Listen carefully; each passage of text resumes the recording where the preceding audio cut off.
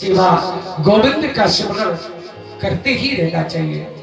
आगे श्री सुखदेव जी महाराज ने काली नाग का मानमर्दन भगवान ने किया और काली नाग को नाथा। इस कथा का सिद्धांत क्या है? काली नाग के 101 फल और भगवान गेंद खेलने के बहाने गए। वहां जाकर के भगवान ने सोते हुए काली नाग की का फल पर पांव रखा। काली नाग को बड़ा अपमान था।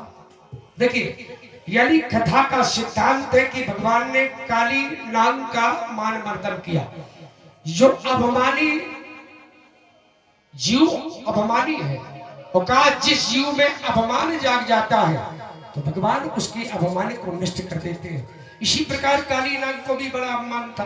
मेरे पास 101 फल है, मैं किसी से नहीं डरता। तो भगवान से उलझ गया और भगवान ने क्या किया? उस काली नाग के अंदर जो अभिमान था, उस अभिमान को नष्ट किया, उसके फलों पर नष्ट किया भगवान ने। आखिरकार जहां जीव का मान समाप्त हो जाता है, फिर वो भगवान की शरण में आ जाता है। काली नाग भी भगवान की शरण में आया, भगवान ने जीवन दान दिया। यहाँ से सीधे समुद्र के रमणीक द्वीप में जाओ, बस वहां से भगवान की प्रतीक्षा करके चला गया। एक कथा और आती है भागवत जी में, गोपियों के वस्त्र हरण की कथा। कई लोग कहते भगवान है, ऐसे काम थोड़ी करने चाहिए।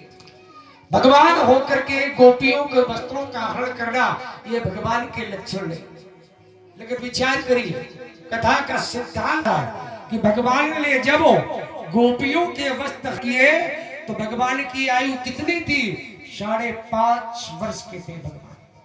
5 वर्ष की अवस्था में काम, क्रोध, मद, लोभ, मोह यानी विकार से रहित रहता है।